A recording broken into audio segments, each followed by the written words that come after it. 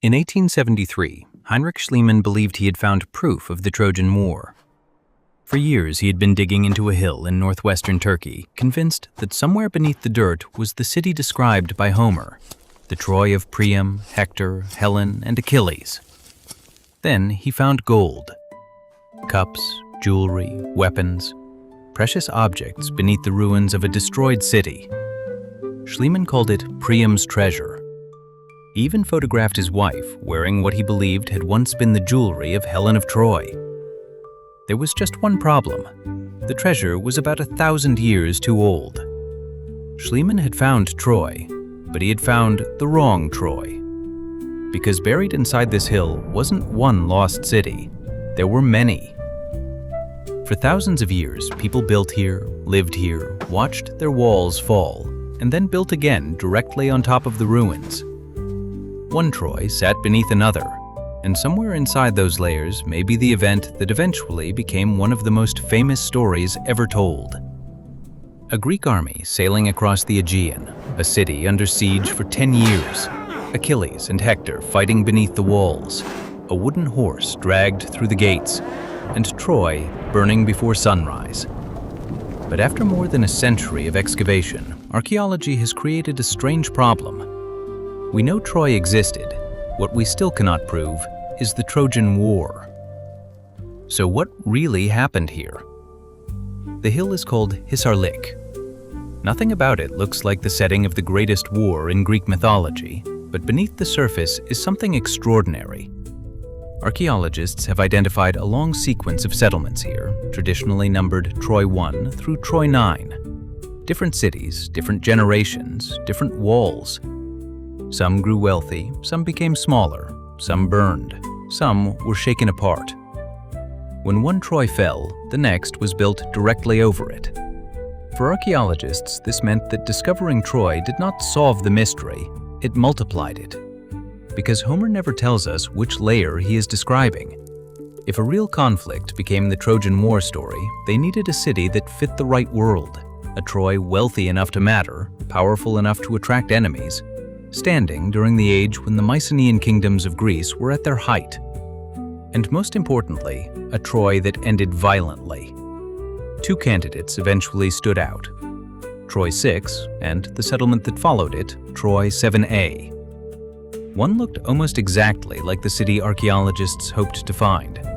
The other died in a way that was much harder to explain. Troy 6 was impressive. Its citadel was protected by massive sloping stone walls. Large towers guarded its approaches. Beyond the fortress stood a much larger settlement. This was not some tiny village inflated by centuries of storytelling. It was a substantial Bronze Age center commanding the approach toward the Black Sea. Trade passed through this world. Ships moved along the coast. Mycenaean pottery reached Troy from across the Aegean.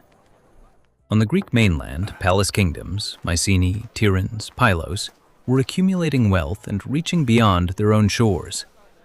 If you were searching for the Troy that inspired Homer, Troy 6 looked very promising.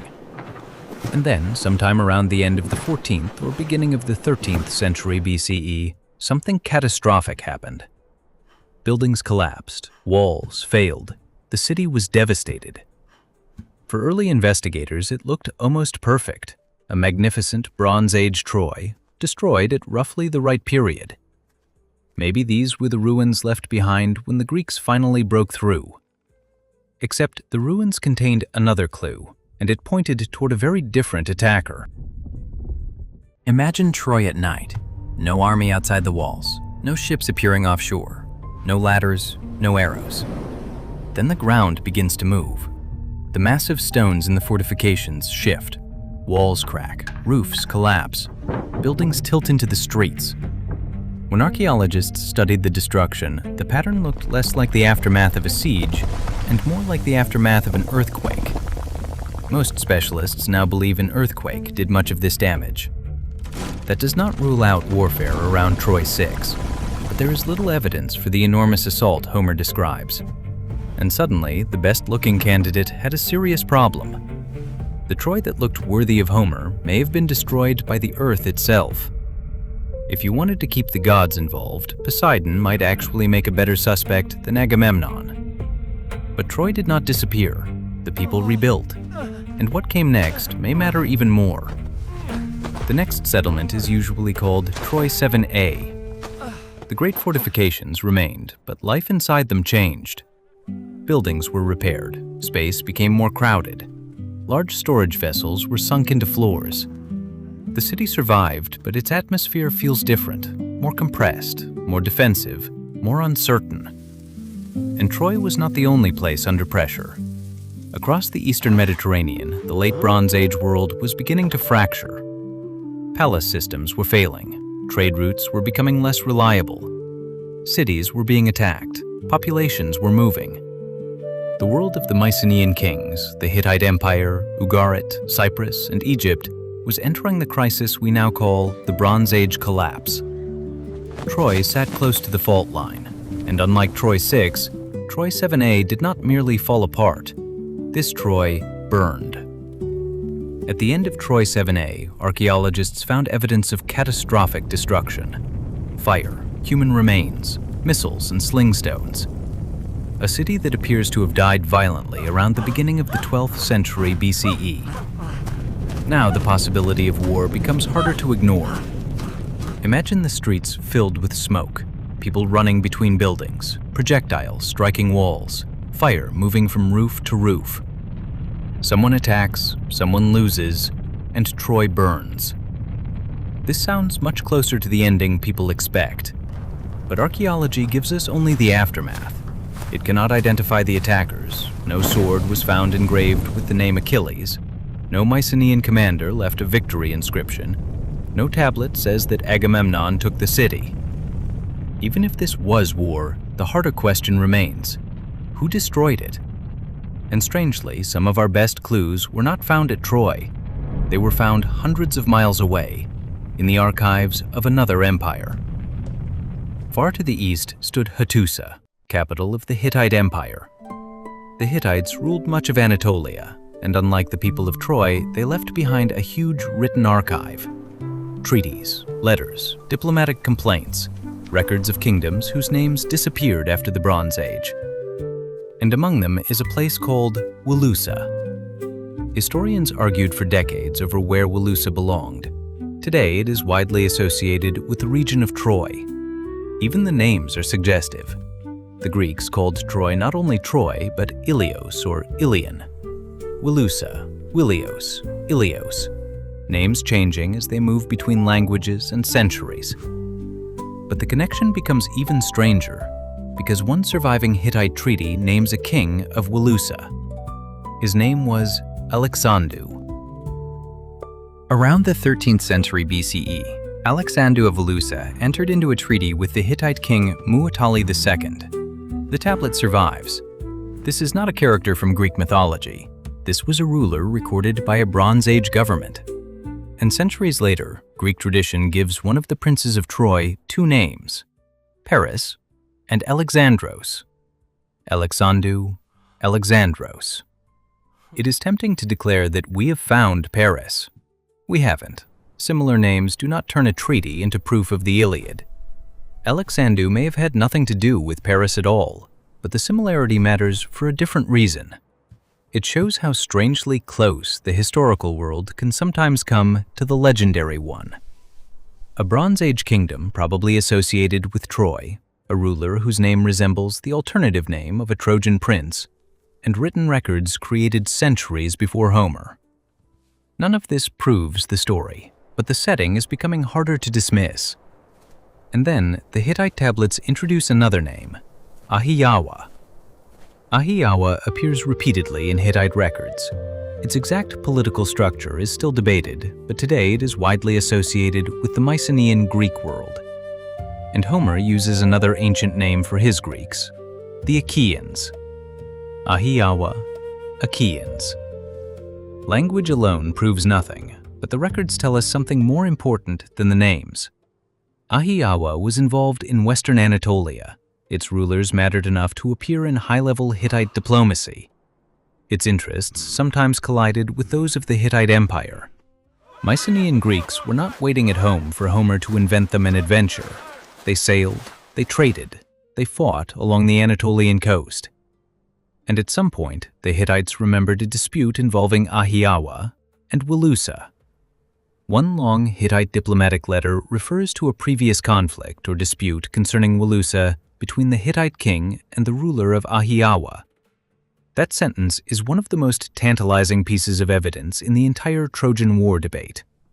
Translated into the world we recognize, a power associated with the Mycenaean Greeks had clashed over the kingdom most scholars associate with Troy. Not centuries later, not in a Greek poem, in Hittite diplomacy. Other tablets suggest Western Anatolia saw repeated warfare in the Late Bronze Age. Something was happening here, probably more than once. The problem is that the tablet does not say, "Then the Greeks sailed to Troy because Paris stole Helen."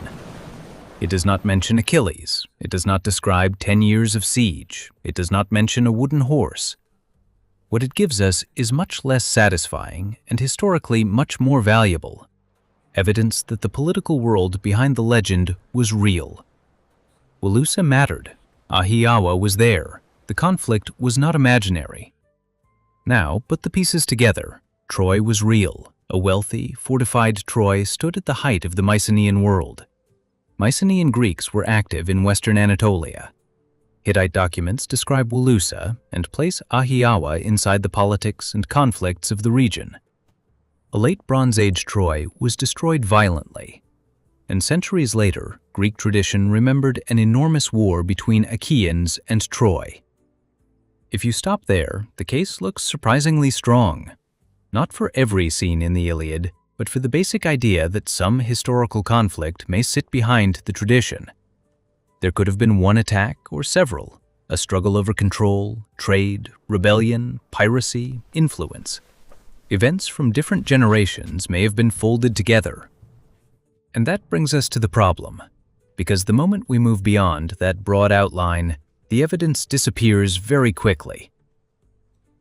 We have no Bronze Age evidence for Achilles, no evidence for Hector, no evidence for Helen, no evidence that a Trojan prince abducted the wife of a Mycenaean king, no proof that Agamemnon commanded a united Greek coalition, no proof that the city remained under siege for 10 years, no archaeological evidence for a giant wooden horse filled with soldiers, and no way to demonstrate that Troy 7a was destroyed by the same conflict remembered in Greek poetry.